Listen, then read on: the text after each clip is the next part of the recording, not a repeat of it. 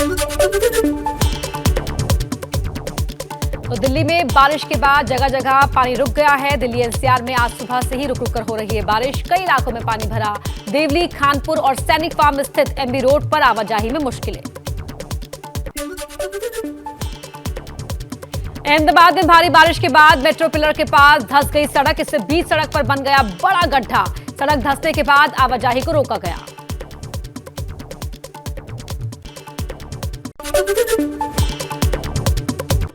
राजस्थान के नागौर में कचरा डिस्पोज के लिए बनाए गए गड्ढे में जमा पानी में डूबकर 4 बच्चों की मौत। खेलने के लिए निकले बच्चों का पैर गलती से गड्ढे में पड़ने से हुआ हादसा। बच्चों के शव पानी में तैरते देख ग्रामीणों ने पुलिस को सूचित किया। राजस्थान के सीकर में तेज बारिश के बाद जल जमाव। शहर का मुख्य मार्ग बना तालाब। वाहनों की आवाजाही में हो रही है भारी दिक्कत। सीकर नवलगढ़ रोड पूरी तरह ठप। निचले इलाके भी जलमग्न हुए। राजस्थान के सीकर में जल भराव से तंग आकर एक शख्स टावर पर चढ़ा। जल भराव की समस्या से निपटने के लिए लिखित आश्वासन मिलने के बाद नीचे उतरा युवक। तमिलनाडु के कोयम्बटूर में भारी बारिश के बाद नदियां उफान पर। तटबंध तोड़कर नदियों का पानी रिहायशी इलाकों में पहुंचा। बाढ़ की भयानक तस्वीर सामने आई है। तेलंगाना के पेडापल्ली में भी भारी बारिश से तबाही। मकानों से पानी निकलने के बाद बर्बादी की तस्वीरें सामने आई। घरों और दुकानों में पानी भरने से हुआ नुकसान। यूपी के गोंडा में बारिश के लिए इंद्र देवता के खिलाफ युवक ने थाने में की शिकायत। गोंडा में बारिश नहीं होने की वजह से किसान धान की रोपाई नहीं कर पा रहे। भारत चीन के बीच आज होगी 16वें दौर की सैन्य वार्ता। पूर्वी लद्दाख सीमा पर मौजूद गतिरोध को दूर करने के लिए होगी वार्ता। ये वार्ता एलएसी के भारतीय क्षेत्र चुशुल मोल्डो बैठक स्थल पर होगी। पिछली बार इसी साल 11 मार्च को हुई थी भारत चीन की सैन्य वार्ता। 2020 में पैंगोंग झील इलाके में भारत चीन सैनिकों के बीच झड़प के बाद सैन्य वार्ता की शुरुआत हुई थी। एलएसी के संवेदनशील इलाके में दोनों पक्षों के 50 से 60 हजार सैनिक तैनात हैं। आज होगी नीट यूजी की परीक्षा। 18 लाख से ज्यादा छात्र इस परीक्षा में होंगे शामिल। दोपहर 2 बजे से शाम 5:20 तक चलेगा पेपर। नीट की ऑफिशियल वेबसाइट पर छात्रों के लिए एडवाइजरी जारी। आईसीएसई बोर्ड की 10वीं परीक्षा के नतीजे आज होंगे घोषित। आज शाम 5 बजे आईसीएसई के ऑफिशियल वेबसाइट और एसएमएस के जरिए नतीजों की घोषणा की जाएगी। बोर्ड के सचिव ने कहा, पहले या दूसरे सेमेस्टर में एब्सेंट रहे छात्रों का रिजल्ट नहीं आएगा। देश में पिछले 24 घंटे में कोरोना के 20,044 नए मामले सामने आए। 56 मरीजों की मौत। कुल एक्टिव केस बढ़कर 1,40,000 के पार। मंकी पॉक्स से बचाव के लिए केरल सरकार ने तेज किया अभियान। केरल की स्वास्थ्य मंत्री वीणा जॉर्ज ने केंद्र की टीम के साथ चर्चा की। केरल में मंकी पॉक्स का पहला मामला आने के बाद केरल सरकार अलर्ट हो गई है। स्थिति से निपटने के लिए 12,000 स्वास्थ्य कर्मियों को ट्रेन किया जा चुका है। लखनऊ के लुलु मॉल में नमाज के बाद अब हनुमान चालीसा पढ़ने का वीडियो आया सामने। लुलु मॉल में 2 युवक जय श्री राम का नारा लगाते हुए हनुमान चालीसा का पाठ करते नजर आए। पुलिस ने दोनों युवकों को भेजा जेल। लखनऊ के लुलु मॉल में नमाज पढ़ने का विरोध। भारी संख्या में लुलु मॉल पहुंचे प्रदर्शनकारी। पुलिस ने प्रदर्शनकारियों को हिरासत में लिया। लखनऊ में लुलु मॉल के बाद अब चारबाग रेलवे स्टेशन पर नमाज पढ़ने का वीडियो वायरल। 14 जुलाई को शाम 7 बजे प्लेटफॉर्म नंबर 3 पर युवक ने पढ़ी नमाज। लोगों ने किया विरोध तो हुई कहा सुनी। राजस्थान के उदयपुर में कन्हैयालाल की हत्या के बाद भी लोगों को धमकी मिलने का सिलसिला जारी। धान मंडी इलाके में 2 व्यापारियों को व्हाट्सएप पर मिली जान से मारने की धमकी। दोनों व्यापारियों को धमकी मिलने के बाद उनकी दुकानों के बाहर पुलिस की गई तैनात। पटना के फुलवारी शरीफ मामले में एक और गिरफ्तारी। बिहार पुलिस और यूपी एटीएस की संयुक्त टीम ने लखनऊ से नूरुद्दीन जंगी नाम के वकील को किया गिरफ्तार। पीएफआई और एसडीपीआई का सक्रिय सदस्य है आरोपी। पाकिस्तान के संपर्क में था नूरुद्दीन। मथुरा श्री कृष्ण जन्मभूमि विवाद फिर पहुंचा इलाहाबाद हाई कोर्ट। विवादित स्थल का वीडियोग्राफी सर्वे और वरिष्ठ वकील को कोर्ट कमिश्नर नियुक्त करने की मांग। श्री कृष्ण जन्मभूमि के मुख्य पक्षकार मनीष यादव ने दाखिल की है याचिका। कल होगी सुनवाई। छत्तीसगढ़ की बघेल सरकार में पंचायत मंत्री टीएस सिंहदेव ने दिया इस्तीफा। उन्होंने काम करने से रोकने और विभाग में दखलंदाजी का आरोप लगाया है। आज शाम 7 बजे छत्तीसगढ़ कांग्रेस विधायक दल की बैठक होगी। टीएस सिंहदेव छत्तीसगढ़ कांग्रेस के कद्दावर नेता है। मुख्यमंत्री भूपेश बघेल के साथ सितंबर 2018 को शपथ ली थी। टीएस सिंहदेव छत्तीसगढ़ सरकार में पंचायत और ग्रामीण विकास मंत्री थे। टीएस सिंहदेव के इस्तीफे के बाद बीजेपी ने कांग्रेस पर बोला हमला। पूर्व सीएम रमन सिंह ने कहा छत्तीसगढ़ में महाराष्ट्र से ज्यादा खराब स्थिति छत्तीसगढ़ में है। पहली बार कोई बोला है, अब मुझे लगता है इनके साथ देने के लिए सब दुखी हैं अंदर ही अंदर। मानसून सत्र शुरू होने से एक दिन पहले सरकार ने सभी दलों की बैठक बुलाई है। प्रधानमंत्री मोदी, गृह मंत्री अमित शाह, रक्षा मंत्री राजनाथ सिंह भी बैठक में होंगे शामिल। पश्चिम बंगाल के राज्यपाल जगदीप धनखड़ होंगे एनडीए के उपराष्ट्रपति उम्मीदवार। बीजेपी संसदीय बोर्ड की बैठक के बाद जेपी नड्डा ने किया ऐलान। धनखड़ जाट समुदाय से आते हैं और राजस्थान के झुंझुनू के रहने वाले हैं। श्री जगदीप धनखड़ जी को हम उपराष्ट्रपति पद के लिए अपना प्रत्याशी के रूप में घोषित करते हैं।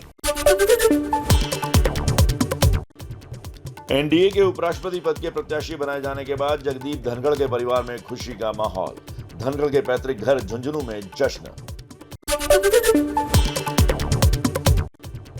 उपराष्ट्रपति पद के उम्मीदवार बनाए जाने के बाद पीएम मोदी ने दी धनखड़ को बधाई। धनखड़ को बताया किसान पुत्र। ट्वीट कर कहा धनखड़ जी को संविधान का गहरा ज्ञान है। उन्होंने हमेशा किसानों, युवाओं और महिलाओं के लिए काम किया। गृह मंत्री अमित शाह ने भी जगदीप धनखड़ को बधाई दी। कहा राजस्थान के किसान पुत्र धनखड़ का यहां तक पहुंचना सभी के लिए प्रेरणा, देश के विकास में उनका अहम योगदान। जगदीप धनखड़ को लेकर टीएमसी ने नहीं दी कोई प्रतिक्रिया। बंगाल सीएम ममता बनर्जी ने उपराष्ट्रपति चुनाव को लेकर 21 जुलाई को पार्टी सांसदों की बैठक बुलाई। धनखड़ को उपराष्ट्रपति उम्मीदवार बनाए जाने पर कांग्रेस नेता राशिद अलवी ने कहा बीजेपी ने चुनाव को देखकर लिया है फैसला। बीजेपी कोई भी फैसला पार्टी हित में लेती है, देश हित में नहीं। उपराष्ट्रपति चुनाव के लिए विपक्ष ने संयुक्त उपराष्ट्रपति पद के उम्मीदवार पर चर्चा के लिए आज बैठक बुलाई है। सरकार की सर्वदलीय बैठक के खत्म होने के तुरंत बाद पार्लियामेंट में ही होगी विपक्ष की बैठक। राष्ट्रपति चुनाव के लिए दिल्ली में आज होगी एनडीए की बैठक। कल होने वाले राष्ट्रपति चुनाव के लिए दोपहर 3 बजे बुलाई गई है बैठक।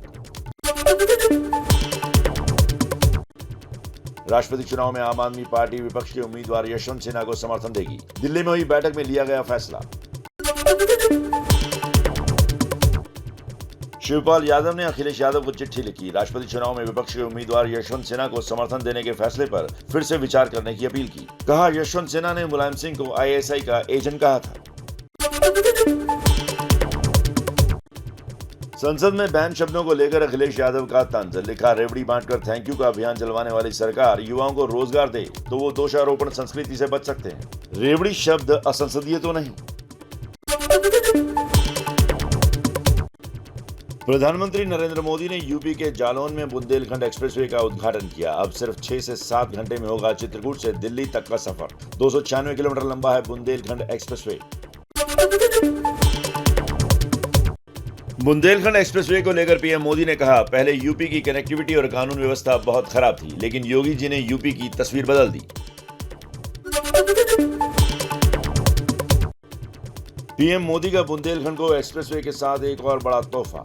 सूखाग्रस्त बुंदेलखंड में 75 अमृत सरोवर बनाने का ऐलान किया। बुंदेलखंड एक्सप्रेसवे यूपी के 7 जिलों से होकर गुजरेगा। बुंदेलखंड एक्सप्रेसवे के उद्घाटन के दौरान पीएम नरेंद्र मोदी ने मुफ्त की योजना पर बिना नाम लिए दिल्ली के सीएम अरविंद केजरीवाल पर हमला बोला। कहा देश में मुफ्त की रेवड़ी बांटकर वोट बटोरने की कोशिश। ये रेवड़ी कल्चर देश के विकास के लिए बहुत घातक है।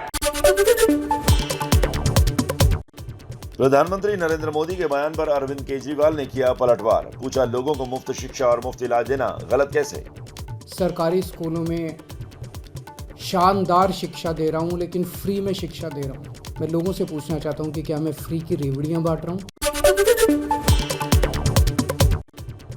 अखिलेश यादव ने बुंदेलखंड एक्सप्रेसवे पर उठाए सवाल। एक्सप्रेसवे का वीडियो ट्वीट करते हुए कहा आधे अधूरे बुंदेलखंड एक्सप्रेसवे के उद्घाटन की हड़बड़ी बताती है कि इसका डिजाइन भी ऐसे ही चलता हुआ बना है। अखिलेश यादव के बयान पर यूपी के मंत्री नंदगोपाल गुप्ता नंदी ने किया पलटवार। कहा, हमने बुंदेलखंड एक्सप्रेसवे का काम 8 महीने पहले पूरा किया। आपके समय में लूट खसोट के लिए परियोजनाएं लंबे समय तक लटकाई जाती थी। गुजरात दंगा मामले में एसआईटी का बड़ा खुलासा। अपने हलफनामे में कहा, तब के मुख्यमंत्री नरेंद्र मोदी को बदनाम करने के लिए तीस्ता सीतलवाड़ को तत्कालीन कांग्रेस अध्यक्ष के राजनीतिक सलाहकार ने दिए थे लाखों रुपए। बीजेपी का तीस्ता सीतलवाड़ को लेकर सोनिया गांधी पर बड़ा हमला। पार्टी प्रवक्ता संबित पात्रा ने कहा, नरेंद्र मोदी को बदनाम करने की साजिश थी। कांग्रेस के कहने पर तीस्ता ने सब कुछ किया। उस वक्त अहमद पटेल सोनिया गांधी के राजनीतिक सलाहकार थे। मुख्य पॉलिटिकल एडवाइजर अहमद पटेल के माध्यम से सोनिया जी ने गुजरात के छवि को धूमिल करने की चेष्टा की। अहमद पटेल पर लगे आरोपों पर कांग्रेस का पलटवार। पार्टी प्रवक्ता पवन खेड़ा ने कहा, जब भी गुजरात का चुनाव आता है बीजेपी नई थ्योरी ले आती है। आपको 8 साल में आपने कोई अच्छा काम नहीं किया जो दिखाकर आप जीत सके अगला चुनाव। हर बार आपको पाकिस्तान की शरण में जाना होता है। हरियाणा के हिसार में टल गया बड़ा रेल हादसा। साजिश के तहत किसी ने रेल पटरी को उखाड़ दिया था। सिख फॉर जस्टिस ने जिम्मेदारी। ट्रैक की मरम्मत कर ट्रेनों की आवाजाही बहाल की गई।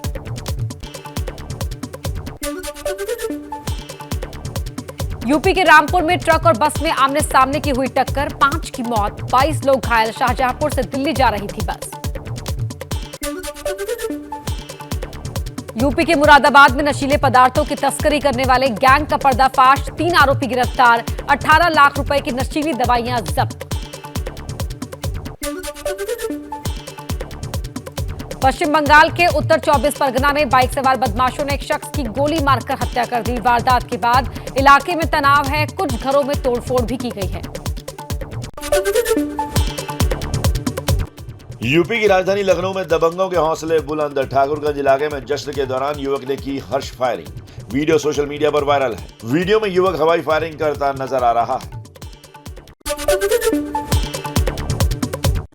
पश्चिम बंगाल के बर्धमान इलाके में ड्रग्स बनाने वाले लैब का भंडाफोड़। पूर्व रिटायर्ड नौसेना अधिकारी के घर चल रहा था हेरोइन बनाने का काम। बंगाल पुलिस ने एसटीएफ की गुप्त सूचना पर ड्रग्स रैकेट का खुलासा किया। आरोपी पूर्व अधिकारी समेत 4 लोग गिरफ्तार। यूपी के बुलंदशहर में कक्षा 2 के छात्र की हत्या का सनसनीखेज खुलासा। 10वीं कक्षा के 5 नाबालिग छात्र ही निकले मासूम के हत्यारे। बच्चे का अपहरण कर परिजनों से पैसा मांगना चाहते थे हत्यारे। साक्ष्यों के आधार पर पुलिस कर रही है जांच। यूपी के कासगंज में लव जिहाद का मामला सामने आया है। दिल्ली की एक लड़की को कासगंज के मुस्लिम युवक ने शादी का झांसा देकर फंसाया। लड़की के साथ रेप और मारपीट की घटना। पुलिस कर रही है मामले की छानबीन। यूपी के रामनगर में 2 बाइक सवारों पर मोहान के पास बाघ ने किया हमला। बाइक के पीछे बैठे युवक को जबड़ों में दबाकर जंगल में ले गया बाघ। दूसरा युवक सुरक्षित है, लेकिन एक युवक का पता अब तक नहीं चला। वन विभाग की टीम युवक की तलाश में जुटी।